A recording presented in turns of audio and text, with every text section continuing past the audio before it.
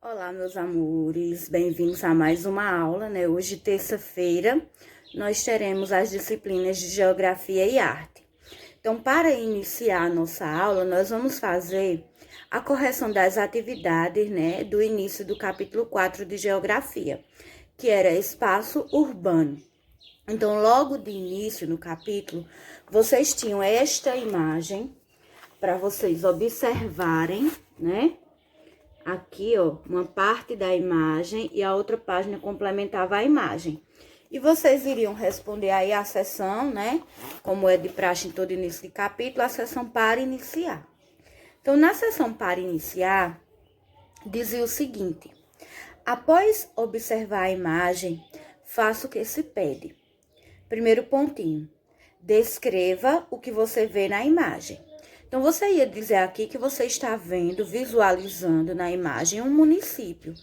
E nesse município, a gente consegue observar a área urbana e a área rural, ou seja, a cidade e o campo. Né? Se a gente observar, a gente vê muita área verde, muitas plantações, né? A área verde aqui. E mais abaixo da imagem, a gente vê várias residências, né? Várias casas, prédios. Então, por isso que a gente consegue identificar que aqui está representando o município e o entorno dele, né? Que é as áreas verdes, plantações, que é o interior da cidade, e a cidade, né? Então, o campo e a cidade de um município. No outro pontinho, pela observação da imagem, você vê que há dois espaços distintos. Quais são eles? Então, sim, a gente consegue ver. E eles são, como eu já disse anteriormente, a área rural e a área urbana, né? Que a gente chama de cidade e campo. Terceiro pontinho. Além das diferenças existentes nos dois espaços, há algumas semelhanças. Quais são elas? Então, ambas, elas têm áreas verdes. Se você observar, na cidade também a gente consegue ver alguns pontos verdes, alguns espaços onde também tem plantações, né? Onde também tem árvores. Então, nas duas imagens, né? Aliás, nos dois espaços, a gente consegue encontrar áreas verdes e também espaços construídos como casas, né? Então, era isso a atividade para iniciar. Aí, depois disso, eu li para vocês, né, um texto que falava sobre a cidade, que é a sede do município, onde tudo acontece, né, no centro do município, que a gente chama de cidade ou sede do município. Vimos também o mapa do Ceará, das macro-regiões, né, do Ceará, e depois ficou para vocês realizarem a atividade que eu vou corrigir agora, que é a da página 39, só a página 39. Então, dizia assim, número 1. A menor unidade político-administrativa do território brasileiro é... Aí vocês tinham a alternativa, né? Área, região, cidade e município. Então, vocês iam marcar aí que a menor unidade administrativa, né? Política administrativa é o município. Porque acima do município, nós temos o estado. Acima do estado, nós temos as regiões, e acima das regiões o país, e acima dos países a gente tem todo o globo terrestre, todo o planeta, né? Então, o município é a menor unidade política administrativa. Por que eu não marcaria cidade? Porque cidade é apenas o centro do município, né? Porque a gente sabe que o município, ele é formado pela cidade, que é todo o centro, e a área verde, a área rural, que é o campo. Então, juntos, cidade e campo, eles juntos formam o município. Então, no caso aqui, a gente marcaria município. 2. Como é composto o município? Eu acabei de dar a resposta, né? Então, o município ele é composto pela cidade, que é a sede, como a gente viu no texto anterior, e pela área rural, e pode também ter um distrito, no caso de Brasília, né? Que é o Distrito Federal. Então, é isso. O município é composto pela cidade, que é a sede, pela área rural, e ela também pode ter o município. Tudo isso tinha no texto, né? 3. Observe novamente o mapa de municípios do Ceará e responda. Letra A. Quantas macro-regiões de planejamento existem no estado? Então, a gente voltaria aqui no mapa, né, e olharia quantos tem. Era só a gente observar a legenda, porque cada cor representa, né, uma área. Então, a gente tem aí todas as cores, e se a gente for contar a legenda aqui, os quadradinhos da legenda, se eu não quisesse contar todo o mapa, a gente já contaria aqui, ó, 8. Mas se eu não quisesse contar, eu ia contar cada cor aqui, ó. 1, 2, 3, 4, 5, 6, 7, 8. Então, 8 macro-regiões. B. O que diferencia uma macro-região de outra no mapa? Então, são as cores, né? Elas foram separadas aqui por cores. Então, o que diferencia são as cores. C. Qual é a menor macro-região? Então, a menor macro-região é essa aqui, ó, no lilás, né? Que é o Baturité. D. Qual macro-região está situada ao norte do estado e na porção oeste? Então, litoral oeste e Sobral e Ibiapaba, respectivamente, né? Ou seja, a macro-região que está situada ao norte, né, é Sobral de Ibaipava, aliás, é litoral oeste, e quem está na porção oeste é Sobral e Ibiapaba. Nome difícil, né, de falar. 4. Em sua opinião, de que maneira a divisão do espaço em espaços menores, como as regiões ou macro-regiões, podem auxiliar na sua administração? Então, por exemplo, aqui vocês vão dar a opinião de vocês, mas aqui eu vou falar de forma geral. Então, essa divisão, né, em territórios menores, ela facilita a administração, né? Até para você identificar os problemas do lugar, né? Para você ir em busca das resoluções. Porque você gerir um espaço menor é mais fácil do que você gerir um espaço grande, porque você não vai dar conta de observar todas aquelas características do território, né? Então, eu vou ler mais ou menos como tá aqui no material para vocês terem uma noção, né? A descentralização da administração pode auxiliar na detecção mais rápida de problemas, na destinação de verbas para saná-los, no tratamento mais correto em relação às especificidades de cada região, entre outros. Então, de forma geral aqui, está dizendo que é mais fácil você gerir um espaço menor, porque você vai saber usar as verbas que vêm do governo para sanar aqueles problemas, né? Você vai ter uma resolução mais rápida por ser um espaço menor. Então, o espaço menor, ele é mais fácil de ser administrado, né? De ser gerido, porque vai ser mais fácil de você resolver os problemas por ser um território menor, um espaço menor. Então, é isso. Aí, agora, nós vamos dar sequência ao nosso estudo. Nós vamos aí para a página 40, onde a gente tem características da cidade. E diz o seguinte: você estudou no caderno 1 que a maior parte da população brasileira vive em cidades. De acordo com dados do Censo Demográfico 2010, cerca de 83% das pessoas no Brasil vivem em áreas urbanas. Porém, as cidades apresentam muitas diferenças entre si, começando pela sua localização, pelo tamanho de sua área, pelas trocas que realizam com a área rural, pelo tipo de serviços que oferecem e pelo grau de atração que exercem sobre as outras cidades do país. Então, o que aqui quer dizer? Que cada cidade tem as suas particularidades, tem as suas características próprias, dependendo do lugar. Por exemplo, uma cidade que é numa região mais alta, né? Ela é uma cidade, um município, né? De um clima mais frio. E também aqui fala sobre a questão da troca entre a zona rural e a zona urbana, né? Que a gente sabe que na zona rural se retiram as matérias-primas para serem produzidas na área urbana. Então, tudo isso caracteriza o tipo de trabalho que é comum no lugar, tudo isso caracteriza e particulariza cada município. O conjunto de cidades e as relações que se estabelecem entre elas compõem a rede urbana.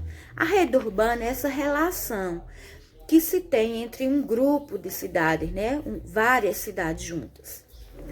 Toda rede urbana possui uma hierarquia urbana, que organiza as cidades de acordo com o seu grau de polarização, ou seja, o grau de influência que cada uma exerce sobre a vida e dinâmica das demais.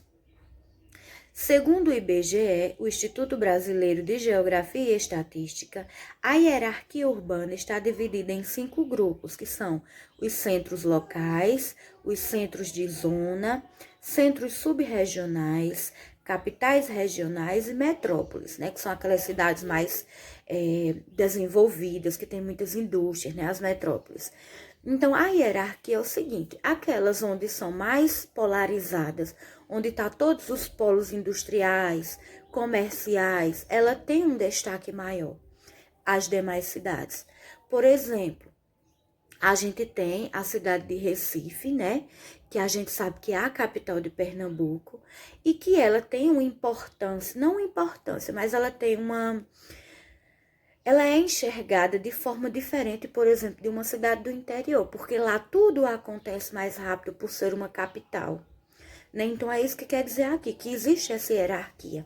Aquela que se destaca mais em produtos rurais, então ela tem uma visibilidade melhor do que aquelas cidades mais interioranas, que não tem muita atividade econômica.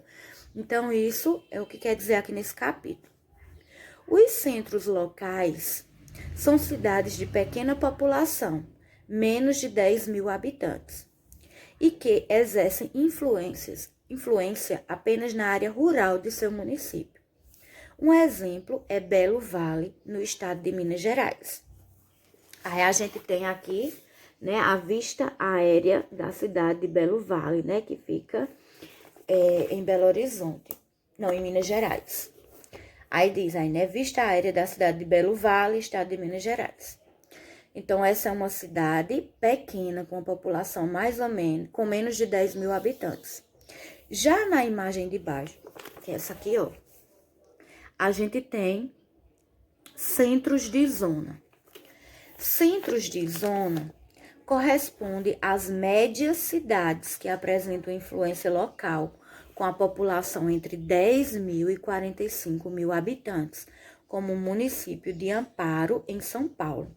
Aí a gente tem aqui a visão oblíqua da cidade de Amparo, no estado de São Paulo, que tem a vocação para o turismo, ou seja, ela se destaca no turismo, né? Então, veja só. Então, aqui já tem mais de 10 mil habitantes, né? Tem entre 10 mil e 45 mil habitantes. Aí, agora, veja que a gente tá vendo, né, essas subdivisões. A gente já viu os centros locais, que são aquelas cidades com menos de 10 mil habitantes. Vemos centros de zona com 10 mil a 45 mil habitantes. E agora nós vamos ver os centros subregionais. E diz o seguinte: já os centros subregionais, eles exercem menor influência que as capitais regionais, como é o caso de Parintins, no Amazonas. Eles têm uma média populacional de 95 mil habitantes. Ou seja, ela nem é considerada um centro local, um centro de zona, mas também ela não é considerada uma cidade, né, uma metrópole, uma cidade grande, porque ela não atinge, né, a quantidade da população. No caso aqui, ela tem 95 mil habitantes. Já as capitais regionais, ou seja, a capital de cada região, né, elas exercem influência sobre cidades pequenas e médias. Por elas já ter uma visibilidade melhor, então elas exercem influência nas demais, né? Variando de 95 a 250 mil habitantes. Aí, como exemplo, a gente tem Blumenau, em Santa Catarina. Blumenau, em Santa Catarina, é uma importante cidade turística, conhecida pela Oktoberfest, que é uma festa tradicional, né, de lá, um festival de tradições alemãs, porque lá é uma cidade formada por muitos imigrantes alemães, então eles têm eles ainda seguem muitas tradições alemãs, né? Veja que até a arquitetura, né, das casas são de origem alemã. Então, aqui são as capitais regionais, aquelas que exercem influência sobre as demais, né, que têm uma população menor e que são menos visíveis, né, visualizadas. Aí agora nós temos as metrópoles, que são aquelas onde tudo acontece, aquelas que são mais visionadas pelas demais, né? Metrópoles são as cidades que ocupam o topo dessa hierarquia urbana em uma rede, por serem aquelas que influenciam diretamente a vida e a organização das demais, pelo fato de apresentarem melhores condições de infraestrutura e condições econômicas mais favoráveis. A população das metrópoles pode variar de 1,5 milhão a 20 milhões de habitantes. As metrópoles, elas são subdivididas em grande metrópole nacional, como São Paulo, metrópole nacional, que é o Rio de Janeiro e Brasília, e metrópole Manaus, Belém, Fortaleza, Recife, Salvador, Belo Horizonte, Curitiba, Goiânia e Porto Alegre. Então, as metrópoles, elas têm essas subdivisões, né? A gente tem a grande metrópole nacional, que é São Paulo, porque a gente sabe que São Paulo é onde tem todas as indústrias que geram dinheiro, né, para as demais localidades do país. Lá é onde tudo acontece em São Paulo. A economia lá é fortíssima, né? Já Rio de Janeiro, ela tem uma influência menor, então ela é só uma metrópole nacional. E apenas metrópole são essas cidades que eu disse, como Manaus, Belém, Fortaleza, Recife, Salvador, Belo Horizonte, Curitiba, Goiânia e Porto Alegre, né? Que têm influência, são metrópoles, mas elas têm uma influência menor em relação a São Paulo e Rio de Janeiro. Aí a gente tem aí na imagem o município de Goiânia, capital de Goiás, né? Tem essa imagem aqui, ó, pequena. Pronto, vamos dar continuidade, né? Além da hierarquia urbana, que é essa escala de influência, né? Que a metrópole está lá em cima, como se fosse uma pirâmide, né? Embaixo da pirâmide, lá embaixo, estão os centros locais. Aí, acima dos centros locais, estão os centros de zona, depois vem centros subregionais, depois vem capitais regionais, e depois lá no topo da pirâmide vem as metrópoles, né? Que são as que exercem mais influência às demais cidades. Então, vamos lá. É importante entender as mudanças ocorridas nos centros urbanos ao longo do tempo. Elas vão atraindo população de outras cidades e de áreas rurais, que vão em busca de trabalho, do comércio e de serviços diversos. Sua população cresce e há uma tendência de verticalização. Prédios que vão substituindo casas. Bairros que antes eram apenas residenciais vão adquirindo nova feição, atraindo lojas diversas e shopping centers. Então, deixa eu explicar de forma clara.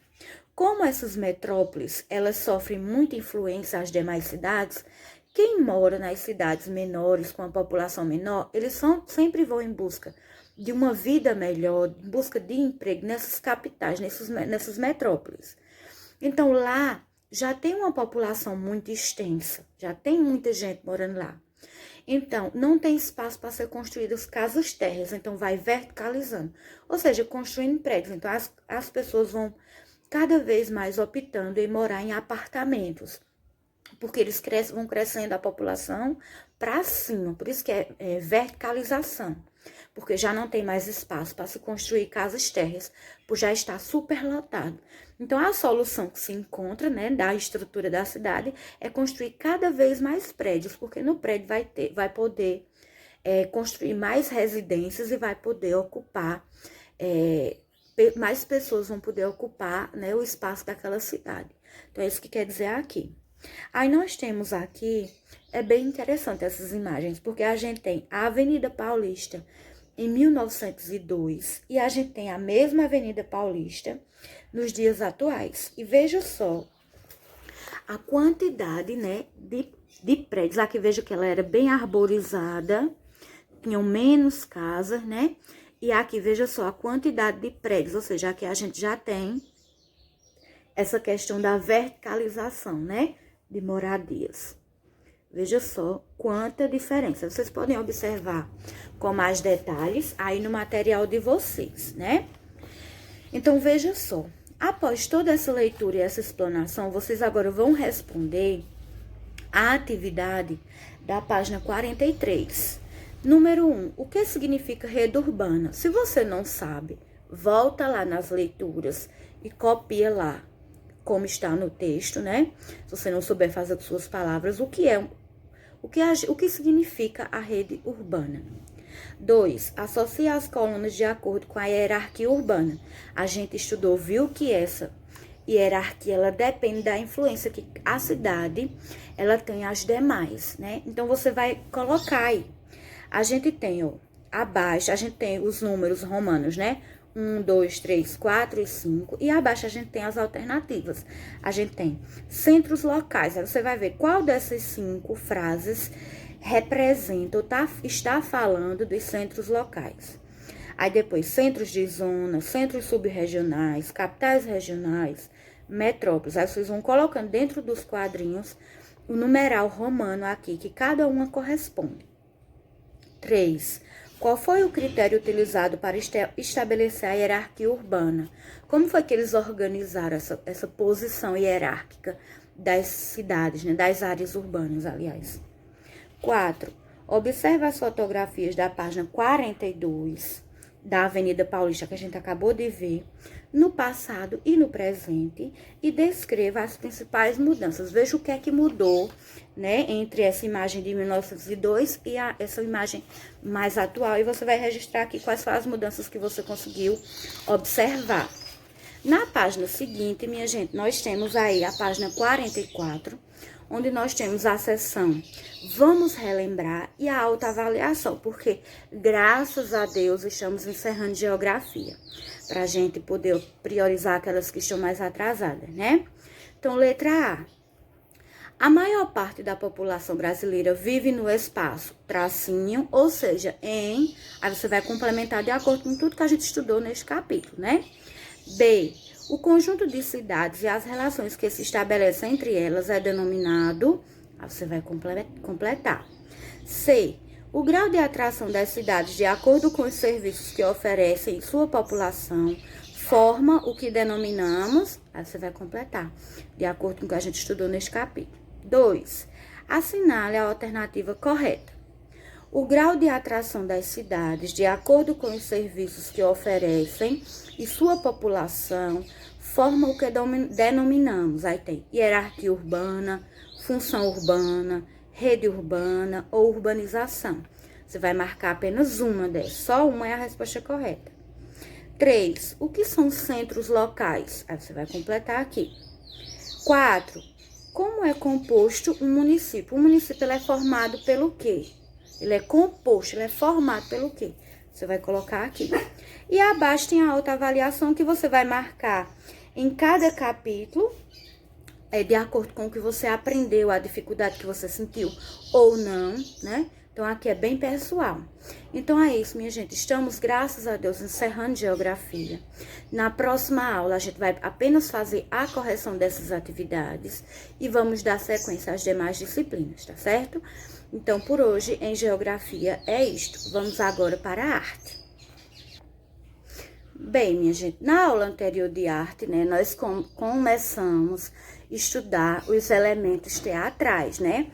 Nós vimos a cenografia, que é a arte de produzir todo o cenário, né, do teatro, de onde vai acontecer a peça de teatro, né? É a caracterização do espaço, que a gente chama de cenografia, essa arte. E vimos também a sonoplastia, que é a arte de produzir os sons para deixar mais real as cenas das peças de teatro. Então, toda a parte sonora, de músicas, de onomatopeias, de barulhos, né, fazem parte da sonoplastia. E tem, em cada área dessa, na área de cenografia, a gente tem o profissional, que é chamado de cenógrafo, que é aquele que produz todo o cenário. Na sonoplastia, nós temos o sonoplasta, que é quem fica responsável por produzir todas a parte sonora da peça de teatro, né? Ou seja, de um musical, ou seja, de um filme, assim por diante. E ficou para vocês fazerem aí uma atividade, né? Vocês viram na página 27, recebi de alguns, mas de boa parte da turma não me enviou ainda. Essa página aqui, ó, a atividade Fazendo Arte e Arte em Casa, que vocês vão pesquisar sobre o som, como foi produzido o som, né, desse sabre de luz do filme Star Wars, e também o som dos dinossauros no filme Jurassic Park. Então, vocês vão pesquisar lá no Google e registrar aqui ao lado de cada imagem como é que eles produziram esses sons. E também no Fazendo Arte, vocês vão produzir, dentro de uma caixa de sapato, um cenário da história que vocês criaram, né? De um trecho, de uma história, de uma... Também, minha gente, eu orientei para vocês realizarem a atividade Regionalize-se e a Arte em Casa, que era a página 28 e 29. Porém, ainda não me enviaram também boa parte da sala, da turma, né? Então, eu vou repetir a atividade e vou ficar no aguardo. Lembrando, né, que todas essas atividades, elas são pontuadas. Então, quem não está me enviando, está ficando sem a pontuação, já que nós não estamos fazendo as avaliações, né? Então, vamos lá, eu vou repetir novamente as atividades. Regionalize-se. Imagine uma cena de suspense, o barulho do passo do degrau da escada, a porta que abre, o vento na janela. Esses sons são gravados e inseridos no áudio final da produção. Há diversos festivais brasileiros que premiam a sonoplastia de peças teatrais, filmes e de outras produções, como animações e programas de TV.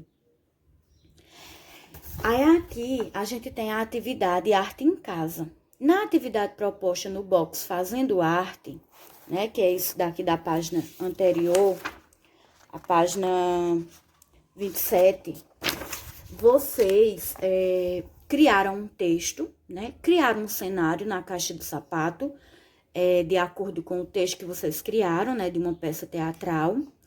E depois, né, vocês tiveram que rever o desenho do cenário que vocês criaram dentro daquela caixa. Deveriam imaginar quais seriam as músicas que você poderia colocar, né, os sons que estariam presentes na sua cena. E depois de tudo isso, de você imaginar quais eram os sons ou músicas que você usaria na sua cena que você criou no seu texto, que você fez, que seria uma cena, na sua cenografia, que você criou a cenografia da sua história na caixinha de sapato, aí você ia descrever aqui qual seria a sua proposta de sonoplastia para essa peça. Então, você ia dizer aqui quais seriam os sons que você usaria para enriquecer, deixar mais real a cena que você criou, o texto que você produziu, o cenário que você produziu. Você ia registrar tudo isso aqui. Quais seriam as músicas que você usaria, qual seria o som que você usaria para enriquecer a sua história, né? Então, você ia registrar aqui. Então, isso também eu não recebi de mais da metade da sala, né? Pouquíssimos me enviaram. Então, ainda estou no aguardo, porque senão vocês vão perder a pontuação, certo? Porque vocês sabem que arte a gente pontua tudo. Aí, agora, minha gente, nós vamos ver, nós vimos a cenografia e a sonoplastia. Agora, nós vamos ver mais dois elementos, que é a iluminação, que é muito importante, e o figurino, que são as vestimentas, né? A caracterização dos personagens. Então, vamos lá, acompanhe junto comigo aí a leitura. As roupas e os adereços feitos especialmente para um personagem compõem o seu figurino. A época, a idade, o ofício, a classe social e o comportamento são alguns dos elementos que influenciam na criação de um figurino. Então, por exemplo, vou dar um exemplo a vocês. Na história Chapeuzinho Vermelho, a Chapeuzinho Vermelho, como o nome próprio diz, ela é sempre caracterizada com um vestidinho vermelho, uma touca vermelha, né? Que é o Chapeuzinho Vermelho, né? O nome. Então, quando a gente vê esse figurino, a gente já associa ao personagem. Então, assim é com os demais, né?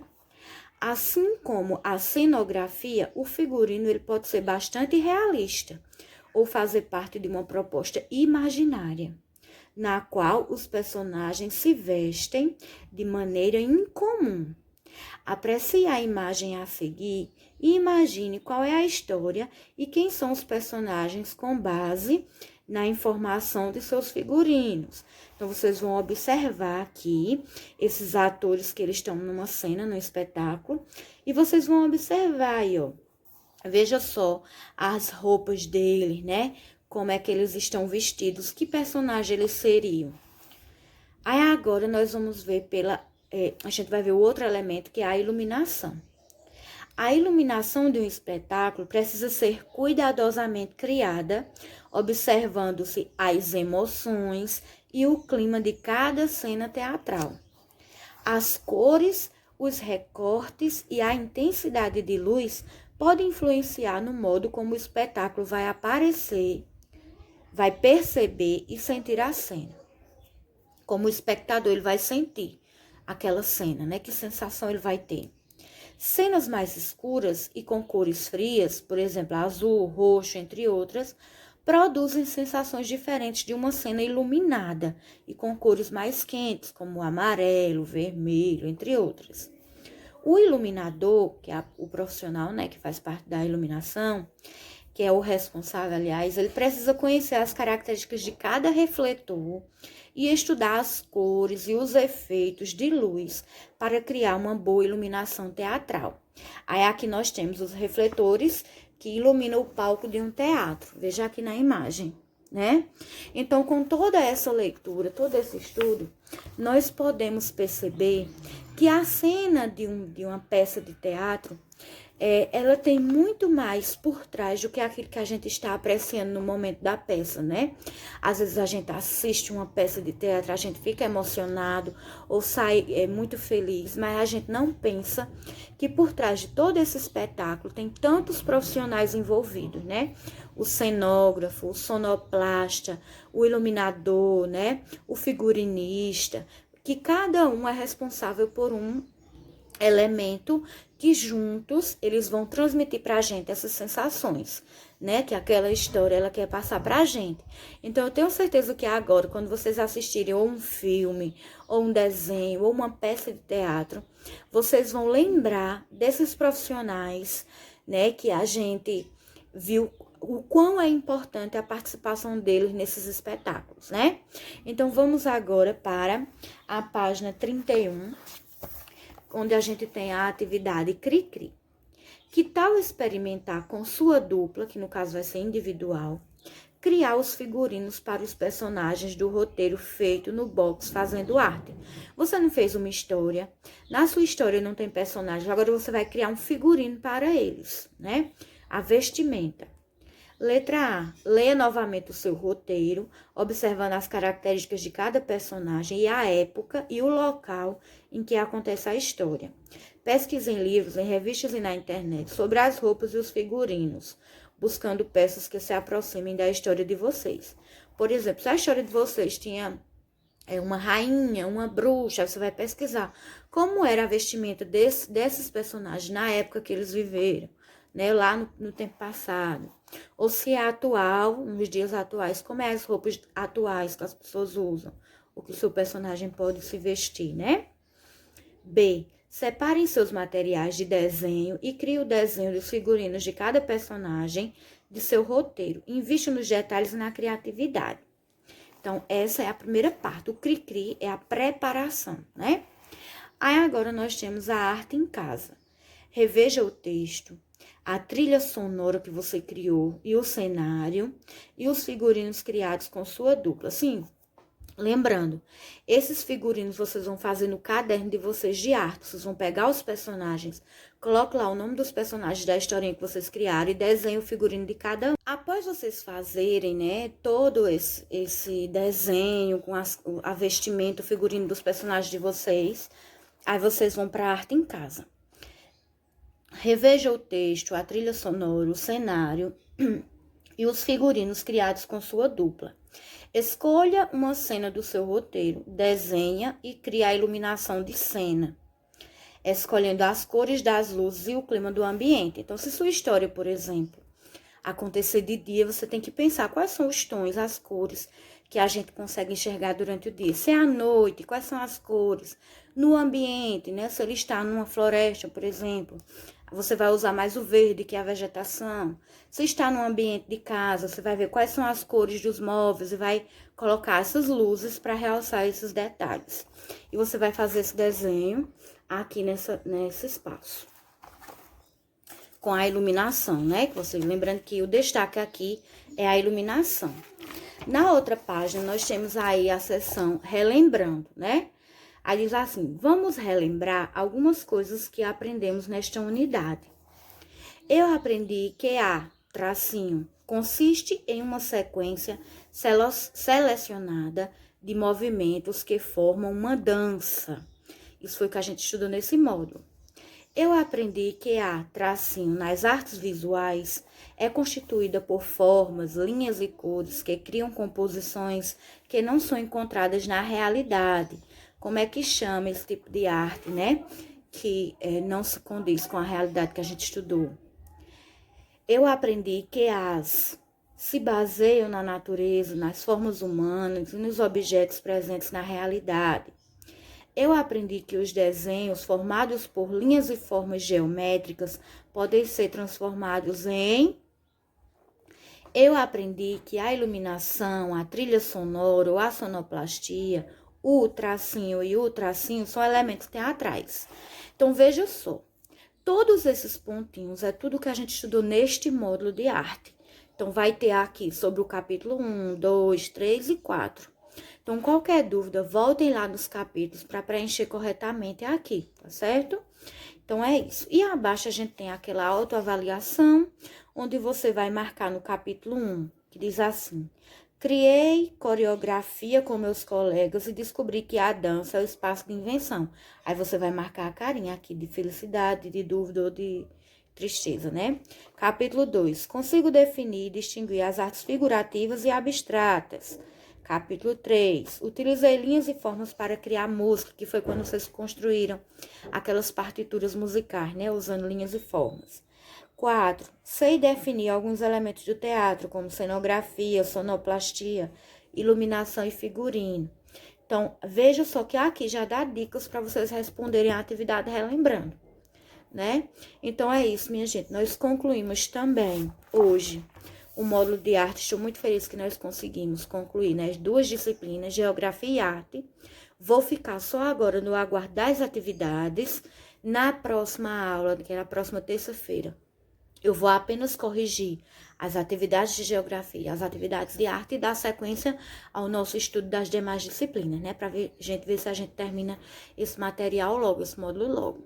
Então, por hoje é só, minha gente. Bom estudo a vocês. Caprichem na realização das atividades. Não é porque vocês estão em casa que vocês vão fazer de toda forma. A gente tem que sempre fazer tudo que a gente vai fazer com capricho. Já que a gente vai tirar um tempo para fazer, a gente tem que aprender a fazer tudo com capricho. Isso eu levo na minha vida, né? Eu levo para minha vida. Tudo que eu vou fazer, eu dou o meu máximo, né? Seja uma coisa mínima ou uma coisa muito importante, eu dou o meu máximo. Então, façam isso também, tá certo? Então, um cheiro em todos e bom estudo e até a próxima aula.